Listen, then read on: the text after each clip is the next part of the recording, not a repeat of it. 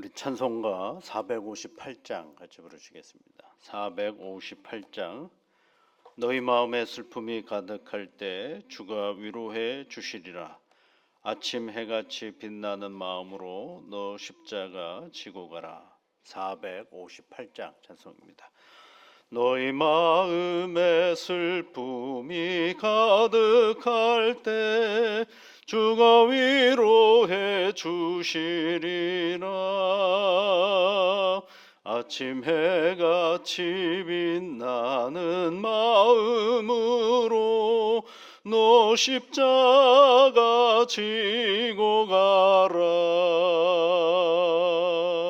참 기쁜 마음으로 십자가 지고 가라. 내가 기쁘게 십자가 지고 가면 슬픈 마음이 위로받네. 때를 따라서 주시는 은혜로서 가란 심령의 힘을 얻고 주가 언약한 말씀을 기억하고 너 십자가 지고 가라. 참 기쁜 마음으로 십자가 지고 가라. 내가 기쁘게 십자가 지고 가면 슬픈 마음이 위로받네. 내가 맡은 일 성실히 행할 때에 주님 앞에서 상 받으리. 주가 베푸신 은혜를 감사하며 너 십자가 지고 가라. 참 기쁜 마음으로 십자가 지고 가라. 내가 기쁘게 십자가 지고 가면 슬픈 마음이 위로받네. 하나님 아버지, 참 좋은 날을 저희들에게 주셔서 오늘도 눈을 떠서 새 하루를 보게 하시니 감사를 드립니다. 하나님이 내게 주신 선물이 오니 이 선물을 감사히 받고 오늘도 하나님이 주신 이 선물 안에서 힘을 내 기쁨과 감사의 삶을 살아낼 수 있도록 주 하나님께서 우리와 함께하여 주시옵소서. 하나님, 믿음의 자녀들이 이른 아침에 간구합니다. 한 사람 한 사람 그 심령을 위로하시고 격려하시며 힘을 주셔서 내 하나님으로 인하여 늘 웃음이 많은 복된 새날이 되어줄 수 있도록 이끌어 주시옵소서. 이른 아침에 하나님의 교회들을 위하여 기도합니다. 교회의 머리가 되시는 예수 그리스도만을 붙잡고 한 분이신 하나님을 잘 예배하며 살아가는 우리의 신앙의 터전이 되어줄 수 있도록 이 교회를 늘 지키시고 인도하여 주시옵소서. 세상의 많은 교회들마다 그 지역과 문화 속에서 하나님의 영광을 드러내려고 애를 쓰고 노력하오니 함께 모여 기도할 때마다, 함께 모여 예배를 드릴 때마다, 함께 모여 하나님의 영광을 찬송할 때마다 그 모든 영적인 소리들이 세상에 흘러나가서 생명의 소리로 하나님께 영광을 돌리는 믿음의 자녀들이 다 되어줄 수 있도록 교회들을 지켜 인도하여 주시옵소서. 이곳에 태는 교회를 세워주신 것 감사를 드립니다. 하나님께서 이 지역에서 가장 하나님을 예배 잘 드리며 빛과 소금의 역할을 능히 잘 감당하는 아름다운 신앙의 터전이 되어줄 수 있도록 주 성령께서 함께하여 주시옵소서. 감사를 드리며 예수님 이름으로 기도하옵나이다. 아멘. 하나님의 말씀은 느헤미야에 이어서 에스더의 말씀을 읽어보겠습니다. 에스더 1장 1절부터 12절까지 말씀을 함께 같이 읽어보겠습니다. 이 일은 아하수에로 왕 때에 있었던 일이니 아하수에로는 인도로부터 구스까지 127 지방을 다스리는 왕이라. 당시에 아하수에로 왕이 수상궁에서 즉위하고 왕위에 있은 지 제3년에 그의 모든 지방관과 신하들을 위하여 잔치를 베푸니 바사와 메대의 장수와 각 지방의 귀족과 지방관들이 다 왕 앞에 있는지라. 왕이 여러 날 곧 180일 동안에 그의 영화로운 나라의 부함과 위엄의 혁혁함을 나타내니라. 이날이 지남에 왕이 또 도성 수산에 있는 귀천간의 백성을 위하여 왕궁 후원뜰에서 7일 동안 잔치를 베풀세. 백색, 녹색, 청색 휘장을 자색 가는 배줄로 대리석 기둥 온고리에 메고 금과 은으로 만든 걸상을 화반석, 백석, 운모석, 흑석의 깐 땅에 진설하고 금잔으로 마시게 하니 잔의 모양이 각기 다르고 왕이 풍부하였으므로 어주가 한이 없으며 마시는 것도 법도가 있어 사람으로 억지로 하지 않게 하니 이는 왕이 모든 국내 관리에게 명령하여 각 사람이 마음대로 하게 함이더라. 왕후 와스디도 아수에로 잔치를 베푸니라. 제7일에 왕이 주흥이 일어나서 어전 넷이 무후만과 뷰스다와 하르보나와 빅다와 아박다와 세달과 가르가스 7사람을 명령하여 왕후 와스디를 청하여 왕후의 관을 정제하고 왕 앞에 나오게 하여 그의 아름다움을 뭇 백성과 지방관들에게 보이게 하라 하니 이는 왕후의 용모가 보기에 좋음이라. 그러나 왕후 와스디는 내시가 전하는 왕 명령을 따르기를 싫어하니 왕이 진노하여 마음속이 불붙는 듯 하더라. 아멘. 에스더의 이야기인데 아직 에스더의 이야기, 에스더에 대한 이야기가 나오지는 않죠. 우리가 잘 아는 것처럼 에스더 그러면 페르시아 왕이 비가 된 사람을 얘기합니다. 근데 에스더는 이제 우리가 쭉 읽어보면 유대인 고아로 자라났다가 페르시아의 왕비가 된 사람입니다. 이제 굉장히 드라마틱한 이야기가 재미있는 이야기들이 많죠. 또 하나의 이야기는 이 에스더서를 읽다가 보면 하나님이라는 이름이 한 번도 등장하지 않는 그런 책입니다. 그러니까 많은 성경을 연구한 사람들, 옛날 사람들은 하나님 이름이 없기 때문에 이거는 성경에 들어오면 안 된다라고 주장한 사람들도 있습니다.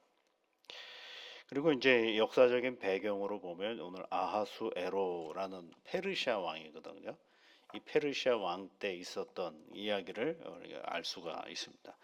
이 페르시아 왕 때 이게 페르시아 아하수에로라는 표현으로 되어 있지만은 이제 세계사 속에서는 크세르 크세스 이렇게 되어 있어요. 왕 이름이 크세르 크세스 이게죠.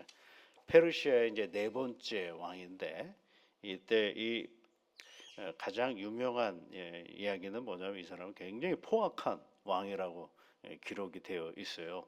네, 왕인데 이 아하수에로 왕이 가장 유명한 세계사에 등장하는 한 장면은 뭐냐면 이제 그리스와의 전쟁을 하게 되는데 역사 속에서는 그리스와 페르시아가 전쟁할 때를 뭐라고 하냐면 그 전쟁의 이름을 페르시아 전쟁이라고 얘기를 합니다. 페르시아 전쟁. 세계사 속에는 페르시아 전쟁으로 되어 있었는데 이 페르시아는 이제 내륙의 나라고 이게 이제 자꾸 해안가를 가기를 원하죠. 그래서 이제 그리스를 자꾸 침범하는 거거든요. 그러니까 나는 이제 그 아수에로의 왕 아버지였던 다리오부터 시작해가지고 계속 그리스를 침범을 합니다. 그래서 1차, 2차, 3차, 4차 네 번에 걸쳐서 그리스를 침범하는데 이 페르시아 전쟁 중에서 어떤 전투 장면이 있느냐면 페르모팔레라는 협곡 전쟁이 있어요. 페르모팔레 협곡 전쟁. 뭐 이름도 좀 어렵긴 한데 이거를 잘 알 수 있는 그 극적으로 볼 수 있는 것이 여러분 혹시 영화 300이라는 영화가 있어요. 한번 나중에 한번 보시면 재미있어요. 300이라는 영화에 보면 그리스의 그 스파르타 군 300명이 그 협곡에서 이 페르시아가 쳐들어오는 수십만 명의 군대를 그 협곡에서 막아내는 그런 장면. 그래서 전멸을 하죠. 근데 거기서 시간을 벌어서 나중에 이제 그리스가 승리하는 하나의 토대가 되는 그런 장면을 영화화한 장면이 바로 이제 그 보통 300이라고 하는 그런 영화에 나오는 그런 장면인데 거기에 보면 이제 아하수에로 그 왕 아하수에로 왕의 모습이 나오는데 머리는 다 그냥 대머리이고요. 그다음에 막 얼굴에는 뭐 이런저런 쇄골 같은 거 막 차오고 나오는 그런 장면으로 아주 무서운 왕으로 등장하는데 이 그런 배경을 가지고 있는 그런 이 사람이 누구냐면 이 아하수에로 왕입니다. 근데 이때 이제 무슨 일이 벌어져? 오늘 우리가 읽은 것처럼 잔치가 벌어졌어요. 잔치가 6개월 동안 벌어졌고, 그리고 이제 그 잔치를 6개월 동안 할 때에 누가 부르냐면 온 나라에 있는 모든 지방의 리더들, 그러니까 지도자들을 다 뽑아옵니다. 거기서 여러분 1절 말씀해 보면 인도로부터 구스까지 127 지방을 다스리는 왕, 127 지방을 다스린대. 거기에 관련되어 있는 모든 지도자들을 다 모아서 6개월 동안 잔치를 해요. 대단히 아주 그냥 큰 잔치를 벌리는 거죠. 근데 이거는 그냥 우리가 보통 잔치라고 얘기하지만 요 성경 밖의 역사 속에서는 고대의 전쟁을 큰 전쟁을 치를 때에는 소위 말하면 이건 작전 회의를 얘기하는 겁니다. 6개월 동안 작전 회의를 하는 거예요. 그리스를 어떻게 침범할 것이며 군사는 어떻게 동원할 것이며 이 모든 작전 회의를 하는 게 바로 이게 다 지도자들을 다 모으는 거거든요. 거기 보시면 3절 말씀에 왕위에 있는지 제3년에 그의 모든 지방관과 신하들을 위하여 잔치를 베푸니 바사 메대의 장수와 각 지방의 귀족과 지방관들이 다 왕 앞에 있는지라. 그러면서 함께 먹고 마시면서 의기를 투합하고 그 다음에 작전 회의를 하고 그리고 함께 전쟁을 해가는 그런 장면을 얘기하는 것입니다. 그 다음에 또 6일 동안은 누구를 위해서 잔치를 베푸느냐 하면 7일 동안은 이제 수상궁에 있는 자기 왕궁에 있는 백성들을 위해서 잔치를 베푸는 그런 장면이 있죠. 근데 그 잔치 중에 여러분 뭐가 꼭 있어요? 술이 있잖아요. 그 술 먹고 이제 하다가 취해가지고 여기 뭐 10절 말씀해 보면 제7일에 왕의 주흥이 일어나서 그렇죠? 주흥이 일어나서 이게 쉽게 말하면 술 먹고 이제 해롱해롱하기 시작했다라는 거예요. 그러니까 안 해도 될 행위를 한 거죠. 그게 뭐냐면 갑자기 부인이 생각이 났나 봐요. 왜? 그 부인이 생각나서 자기 내시를 보내가지고 부인이 이 잔치에 나오도록 권면을 하고 있는 거죠.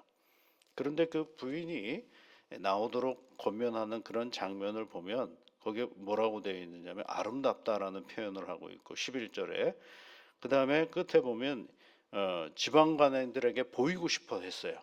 왕후가 누구인지 얼마나 아름다운지를 보이고 싶어 했어요. 그리고 나서 거기 뭐라고 표현되어 있어요? 11절 끝에 이는 왕후의 용모가 보기에 좋음이라 그렇죠. 보기에 좋기 때문이다.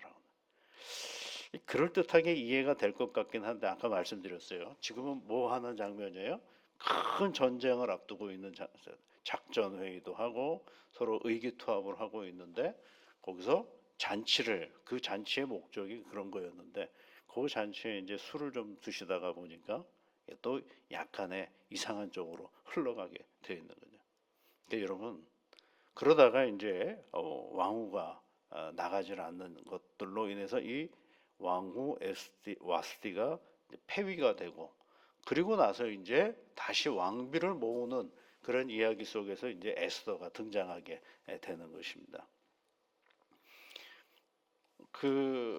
이 잔치를 하다가 엉망이 된 사람들이 많아요. 여러분 성경을 읽다가 보면은 그 잔치라는 장면을 보면 잔치가 참 좋잖아요. 그렇죠? 돌아온 아들을 끌어안고 아버지가 잔치를 벌이는 기쁨의 잔치도 있는데 또 다른 잔치들도 있어요. 잔치 자체는 큰 의미가 없는데 그 잔치를 어떻게 활용하느냐에 따라 달라지는 경우가 참 많죠. 그래서 여러분 그런 잔치가 있죠. 다니엘서 5장에 보면 바벨론의 왕의 벨사살 왕이 자기네 큰 제국을 보면서 너무너무 기뻤거든요. 그러니까 또 잔치를 벌였네요. 잔치에 술 한잔 하고 들어가니까 무슨 짓을 했냐면 자기의 권세를 드러내기 위해서 예루살렘 성전에서 가지고 오는 여러 가지 물건들을 가지고 거기 그릇에다가 술 따라서 먹어버렸어요. 그래서 하나님한테 혼나버렸죠. 그런 장면도 있고, 또 여러분 우리가 잘 아는 그 신약의 헤롯이 어, 잔치를 벌였죠. 자기 생일날 잔치를 벌였어요. 열심히 잔치를 벌이고 있는데, 그때 이제 그의 부인인 헤로디아의 딸이 춤을 춰요. 춤을 추는데 이 헤로디아라는 여인은 뭐냐, 헤롯의 동생의 부인이거든요. 그러니까 별로 부도덕하지 않겠어요? 그런데 사람들이 제일 많이 비판들 하는데, 그 중에 누가 비판을 해요? 세례 요한이 비판을 해요. 못된 사람이라고. 근데 죽이지는 못해요. 왜? 세례 요한이 너무 그 하나님의 은혜를 받은 사람이요, 예언자의 모습이 있으니까 잘못 죽였다간 큰일 날 것 같아서 밉기는 한데 죽이지는 못해요. 근데 자기 생일날 헤로디아의 딸이 열심히 춤을 추니까 너무 흥에 겨워가지고 네가 원하는 건 내가 다 해줄게 하다가, 그 헤로디아의 딸이 엄마한테 가서 물어보죠. 내가 원하는 거 다 준다는데 뭘 했으면 좋겠냐 그랬더니 요한의 머리를 가져달라 그래가지고 그 요한을 그때 죽이잖아요. 이 잔치가, 이게 흥이 있는 건 참 좋은데 절제되지 않고 목적이 분명해지지 않으면 이상한 대로 흘러가는 거죠. 이게 지금 그 아수에로 왕의 이 이야기가 바로 이렇게 시작이 되는 것입니다. 좋은 자리에서, 거기에서 왕후가 폐위됨으로 말미암아 하나님의 새로운 일들이 시작이 돼가고 있다라는 것입니다. 그래서 여러분, 이 우리가 성경을 읽으면서 꼭 잊지 말아야 될 것은 뭐냐면, 좋은 시간들이 있어요. 그러면 여러분 늘 감사하십시오. 그러나 끝은 뭐가 돼야 되냐면 절제가 있어야 됩니다. 혹여 나쁜 우리의 인생 가운데 나쁜 일들이 있어요? 너무 절망하지 마십시오. 그것도 절망도 절제를 해야 됩니다. 그러면 하나님께서 거기서 새로운 일들을 우리에게 보게 하시고 알게 하시는 거죠. 우리 인생에는 절제가 꼭 필요해요. 그래서 성령의 9가지 열매 가운데 맨 마지막이 뭐냐면 절제예요. 사랑도 절제가 필요한 것이고요. 인내도 절제가 필요한 것이고요. 맨날 인내만 하면 없거든요. 어떤 때는 그 인내를 절제하고 그 인내 다음으로 어떤 행위를 해야 될 때가 있는 때도 있거든요. 충성도 마찬가지예요. 여러분의 자녀들이 위해서 얼마나 헌신하고 사랑하고 애씁니까? 그러나 그것도 여러분 절제가 없으면 엉망이 돼버리고 많은 것들입니다. 그래서 성령의 9가지 열매를 잘 포장할 수 있는, 전체를 잘 그렇게 모양새를 예쁘게 만들 수 있는 건 뭐예요? 절제거든요. 그러니까 이 일들을 통해서 한 인간이 자기가 가지고 있는 권력을 절제하지 못함으로 인해서 새로운 일들이 벌어져 가고 있다라는 것입니다. 하나님은 거기서 또 새로운 일들을 시작하시는 것들이에요. 그러니까 우리가 잘 믿음 가운데서 기억하고 가야 될 것들은, 오늘 내게 주어진 오늘의 이 삶의 자리를 그냥 무덤덤하게 보시면 안 되고요.